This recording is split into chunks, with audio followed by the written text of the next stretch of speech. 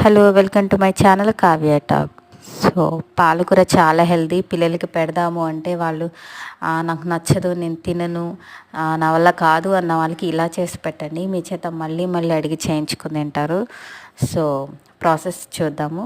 కడాయి పెట్టుకొని పోపు గింజలు వేసుకొని, సో నేను ఉల్లికారం అండి, ఉల్లికారం పేస్ట్ పట్టుకుని పక్కన పెట్టుకున్నాను. సో దాంట్లో ఏమైతే వేసుకున్నానంటే ఉల్లిపాయలు, గార్లిక్ రెబ్బలు, పసుపు, కారం, ఉప్పు, కొంచెం జీలకర్ర వేసుకుని పేస్ట్ పెట్టుకున్నాను. సో పోపు గింజలు వేగాక ఆ పేస్ట్ నేను కడాయిలో వేసుకొని ఆయిల్ పైకి వచ్చే వరకు వేయించుకోవాలండి. సో అప్పుడే మనకు వేగి మంచి టేస్ట్ మొత్తం ఎన్హాన్స్ అవుతుంది అనమాట. సో చాలా బాగుంటుంది, ట్రై చేయండి. మా హస్బెండ్ని వెజిటేబుల్స్ తీసుకురమ్మంటే నేను ఆఫీస్లో ఉండి చాలా బిజీగా ఉన్నాను. Double duty.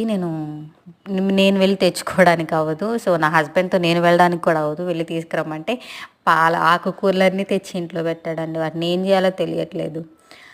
పాలకూర 5 కట్టలు తెచ్చాడు. సో ఏం చేయాలి? సో ఏం చేద్దాం అని ఆలోచిస్తుంటే ఈ రెసిపీ గుర్తొచ్చింది. సో ఇట్లా చేశాను. చాలా బాగుంటుంది, కొత్తగా ఉంటుంది. నచ్చుతూ అన్న వాళ్ళు హాయిగా తినచ్చు. సో మీరు వాళ్ళ హెల్త్ పోతుంది, మంచి ఫుడ్ పెట్టలేకపోతుందని అన్న బాధ పేరెంట్స్గా మీకు ఉండదు.